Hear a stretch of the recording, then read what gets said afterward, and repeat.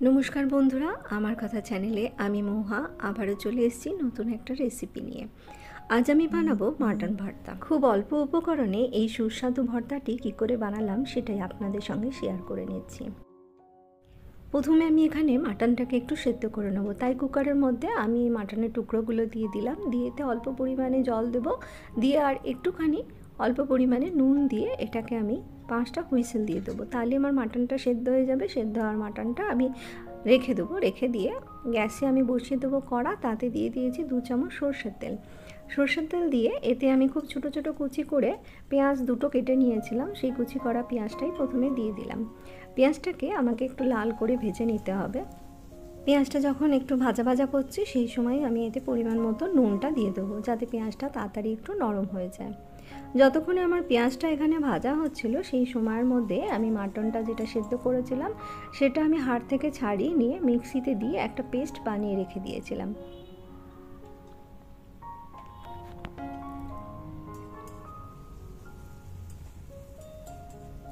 এভাবে পেঁয়াজটা যখন একটু লাল লাল মতন ভাজা হয়ে যাবে, এর মধ্যে আমি বেশ কিছুটা প্রায় 5-6টার মতন রসুনকে ছোটো ছোটো কুচি করে এর মধ্যে দিলাম, আর এক টুকরো আদাকে সেটাকেও আমি কুচি করে এর মধ্যে দিলাম।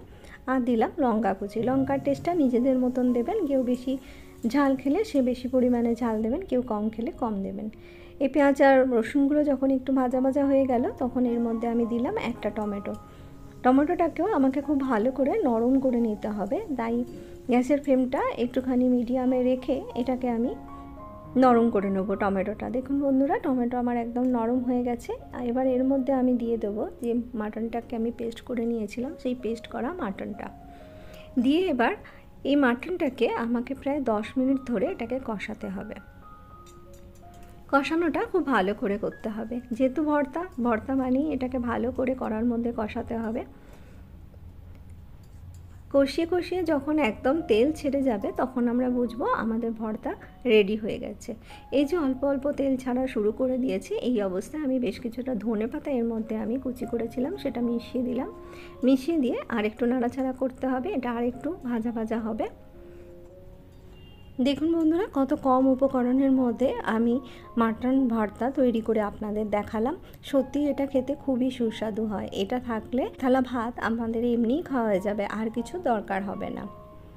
এই যে দেখুন, পুরো তেল ছেড়ে এসছে, ভাজা হয়ে গেছে, আমার মাটন ভর্তা রেডি হয়ে গেছে। আমি ওপর থেকে একটু ধনেপাতা কুচি ছড়িয়ে দিয়ে 2 মিনিটের জন্য ঢাকা দিয়ে স্ট্যান্ডিং টাইমে রেখে এটাকে নামিয়ে নিয়ে গরম ভাতের সঙ্গে সার্ভ করে দিয়েছি। আমার এই রেসিপিটি যদি আপনাদের ভালো লেগে থাকে তাহলে আমার কথা চ্যানেলটিকে সাবস্ক্রাইব করে আমার পাশে থাকার অনুরোধ রাখলাম।